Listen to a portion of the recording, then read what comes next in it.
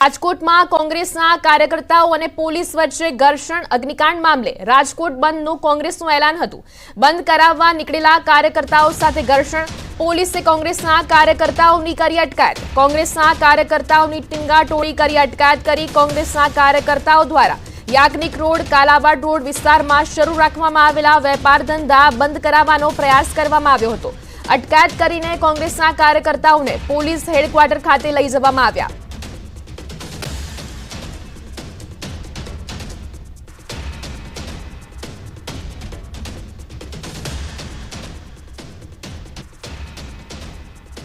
આજે રાજકોટ બંધનું કોંગ્રેસનું એલાન, અગ્નિકાંડના પીડિત પરિવારને ન્યાય અપાવવા વિરોધ, કોંગ્રેસના નેતાઓ સહિત લોકોનો વિરોધ। ટીએસપી ગેમ ઝોન અગ્નિકાંડ મામલે કોંગ્રેસનું પ્રદર્શન, કોંગ્રેસ પ્રદેશ પ્રમુખ સહિતના નેતા જોડાશે।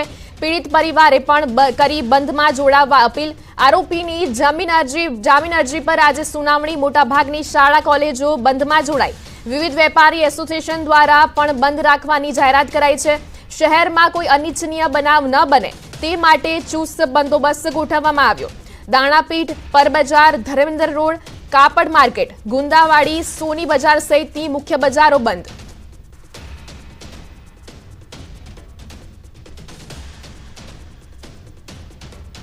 રાજકોટના તમામ શહેરીજનો, એની સાથે સાથે તમામ એસોસિએશન વેપારી ભાઈઓનો હું ગુજરાત પ્રદેશ કોંગ્રેસ વતી આભાર માનું છું કે આ શ્રદ્ધાંજલિના કાર્યક્રમમાં, આ ન્યાય દેવરાવાના કાર્યક્રમની અંદર સૌ સાથે જોડાણા, એક અવાજ બન્યો। આ રાજકોટથી એક એવો અવાજ બન્યો છે કે રાજકોટથી ગુજરાતને મેસેજ ગયો છે કે તમે તમારા ન્યાય માટે તમે સૌ સાથે નહીં લડો તો આ સરકારની અંદર કોઈને ન્યાય નહીં મળે। ટીઆરપી ગેમ ઝોન ખાતે અગ્નિકાંડ સર્જાયાની આજરોજ પ્રથમ માસિક તિથિ છે ને તેના જ કારણે કોંગ્રેસ પક્ષ દ્વારા શ્રદ્ધાંજલિ બંધનું એલાન આપવામાં આવ્યું છે। ત્યારે એલાનની અસર પણ આપ જોઈ રહ્યા છો। આપ જે દ્રશ્યો જોઈ રહ્યા છો, આ દ્રશ્યો છે રાજકોટના સદર બજાર વિસ્તારના દ્રશ્યો છે કે જ્યાં વેપારીઓ દ્વારા બંધ પાડવામાં આવ્યું છે, તો બીજી તરફ પોલીસ દ્વારા પણ જે પેટ્રોલિંગ છે તે સતત કરવામાં આવી રહ્યું છે। કોઈ પણ જાતની કનડગત વેપારીઓને ન થાય તે માટે પોલીસ દ્વારા જે તમામ જે મુખ્ય બજારો છે તેની અંદર પેટ્રોલિંગ છે, સાથોસાથ ચાંપતો બંદોબસ્ત છે તે પણ ગોઠવી દેવામાં આવ્યો છે। રાજકોટ જામનગર હાઈવે ઉપર પણ વેપારીઓએ પોતાના વેપાર ધંધા રોજગાર શરૂ રાખ્યા હોવાનું સામે આવ્યું છે। અંકિત પોપટ, ન્યૂઝ 18 ગુજરાતી, રાજકોટ। એક મહિનાથી મુહિમ ચલાવીએ છીએ ન્યાય માટે, અને આ મુહિમને આજે એક મહિનો થયો ત્યારે રાજકોટ બંધનું એલાન કર્યું હતું અને આપ જોઈ શકો છો જડબે સલાક રાજકોટ બંધ રહ્યું છે।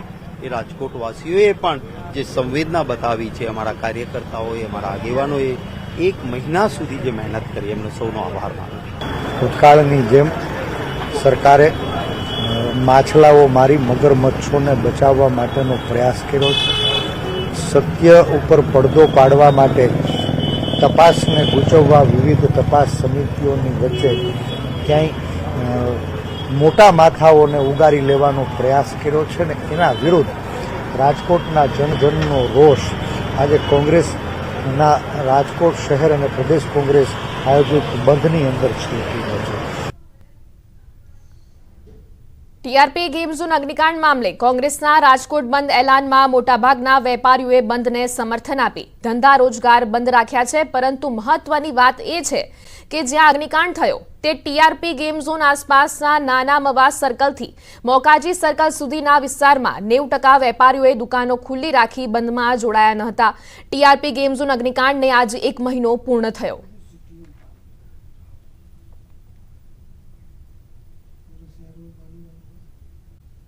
अठावीस जून बाद अनराधार वरसादनी आगाही कराई है। हवामान निष्णात अंबालाल पटेले आ आगाही करी है। राज्यना કેટલાક ભાગોમાં ધોધમાર વરસાદની વકી છે।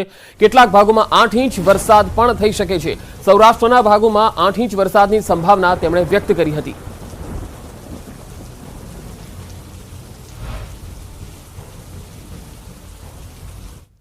28મી જૂન પછી વરસાદી વહન જમવું આવશે। પશ્ચિમ ઘાટમાં શરૂ થયેલું વરસાદી વહન અરબસાગરમાં, જે કર્ણાટક, ગોવા ઉપરાંત કોંકણ આ ભાગમાં શરૂ થયું, પણ ભીષણ વરસાદી વહન મુંબઈ થઈને દક્ષિણ ગુજરાતમાં થઈને દક્ષિણ સૌરાષ્ટ્રના ભાગમાં આવવાની શક્યતા રહે છે। અને આ જે વહન છે એ પશ્ચિમ ઘાટમાં મુસળધાર વરસાદ કરશે, કેટલાક ભાગમાં પૂર આવવાની શક્યતા રહેશે. પરંતુ મુંબઈથી આગળ વધેલું આ ચોમાસું આહવાના વરસાદ દક્ષિણ ગુજરાતના ભાગોમાં પણ ભારે વરસાદ કરશે. કોઈ ભાગમાં 6 થી 8 ઇંચ કે તેથી વધુ વરસાદ કરશે.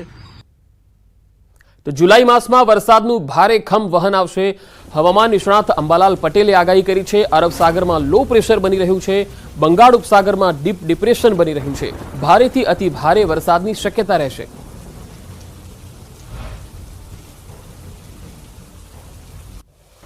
કે જુલાઈ માસમાં એક ભારે ખમ વહન આવી રહ્યું છે.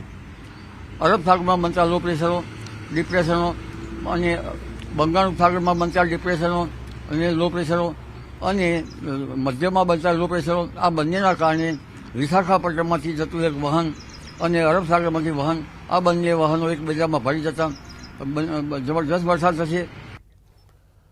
છોટાઉદેપુરમાં મેઘરાજાએ ધમાકેદાર એન્ટ્રી કરતા નદીઓ ગાંડી તૂર બની, કોઝવે પણ ધોવાયા. દક્ષિણ ગુજરાતથી આગળ વધી ચોમાસાએ હવે આખા ગુજરાતમાં અસલી મિજાજ બતાવવાનું શરૂ કરી દીધું છે. ત્યારે છોટાઉદેપુરમાં મેઘરાજા કડાકા ભડાકા સાથે તૂટી પડ્યા. સવારથી જ ધોધમાર મેઘ સવારી આવી પહોંચતા છોટાઉદેપુરમાં ગામડાઓ પાણી થઈ ગયા. ઉપરવાસમાં પડેલા ભારે વરસાદના પગલે છોટાઉદેપુર જિલ્લાની નદીઓ ગાંડી તૂર બની. નદી બે કાંઠે વહેવા લાગી. મધ્યપ્રદેશમાં ભારે વરસાદ પડવાના કારણે છોટાઉદેપુર જિલ્લામાંથી પસાર થતી ક્વાંટની કરા નદી તેમજ ક્વાંટ તાલુકાના નરવટ ખાતેથી પસાર થતી અશ્વિન નદીમાં ભારે પૂર આવ્યું. આ બંને નદીઓ બે કાંઠે વહેતા નયનરમ્ય દ્રશ્યો સર્જાયા હતા. આ નદીના પાણી દરિયાના મોજાની જેમ ઉછળતા નજારો જોવા નદી કિનારે લોકો પહોંચ્યા. તો બીજી તરફ ભારે વરસાદ અને નદીમાં પૂરના કારણે રાજપુરા ગામનો લો લેવલ કોઝવે પાણીમાં ગરકાવ થઈ ગયો. કોઝવે ડૂબી જતા ગામ સંપર્ક વિહોણું બન્યું. 200ની વસ્તી ધરાવતા ગામનો સંપર્ક તૂટ્યો. તો નસવાડી તાલુકાના કુકાવતી ગામ પાસે આવેલા લો લેવલના કોઝવે ઉપર પાણી ફરી વળતા સુકાપુરા ગામ તેમજ વેગીનાર ગામના લોકો ગામની બહાર લો લેવલના કોઝવે ઉપર પાણી ઉતરે તેની રાહ જોઈને બેઠા છે. જ્યારે શાળાઓમાં શિક્ષકો પણ પહોંચી શક્યા ન હતા. નસવાડી ખાતે અભ્યાસ માટે આવતા વિદ્યાર્થીઓ પણ આવી શક્યા ન હતા. તો આ બાજુ ભારે વરસાદના પગલે બોડેલી તાલુકાના રાજવાછણા ગામ નજીક હેરણ નદી પરનો આડબંધ ઓવરફ્લો થયો. આડબંધ ઓવરફ્લો થતાં ખેડૂતોમાં અનેરી ખુશી જોવા મળી. પહેલા વરસાદે નદી બે કાંઠે વહેતા ખેડૂતોના જીવમાં જીવ આવ્યો.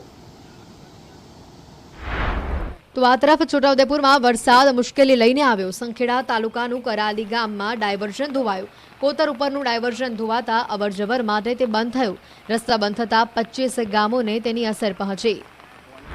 તો નસવાડીના જાંબુગોડા ગામે બનેલો નવીન સ્લેબ ડ્રેનનો એપ્રોચ રોડ બેસી ગયો. ભારે વરસાદમાં જ રોડ ધોવાઈ ગયો. રોડ પર ભ્રષ્ટાચારની મોટી તિરાડો પડી જતા લોકોમાં રોષ જોવા મળ્યો. રોડ ધોવાઈ જતા અવરજવર માટે તેને બંધ કરવામાં આવ્યો. 2 કરોડના ખર્ચે બનેલો નવીન સ્લેબ ડ્રેનના લોકાર્પણ પહેલા જ એપ્રોચ બેસી જતા ભ્રષ્ટાચારની બૂમ ઉઠી. 2 મહિના પહેલા જ સ્લેબ ડ્રેનના અપ્રોચ બનાવવામાં આવ્યા હતા. પંચમહાલના પાવાગઢમાં વરસાદી માહોલ જામ્યો છે. ધુમ્મસ છવાતા રોપવે સેવા બંધ કરી દેવાઈ છે. વાતાવરણ ચોખ્ખું થયા બાદ થોડા સમય પછી રોપવે સેવા ફરીથી શરૂ થવાની શક્યતા રહેશે. ભારે ગાજવીજ સાથે વહેલી સવારે અહીંયા વરસાદ પડ્યો હતો અને તેના કારણે રોપવે સેવા હાલ બંધ કરવામાં આવી છે. કારણ કે વાતાવરણમાં ધુમ્મસ છવાયેલું છે, જેના કારણે રોપવે સેવા બંધ કરાઈ છે. જેવું વાતાવરણ ક્લિયર થશે, સ્વચ્છ થશે, રોપવે સેવા રાબેતા મુજબ શરૂ થઈ શકે.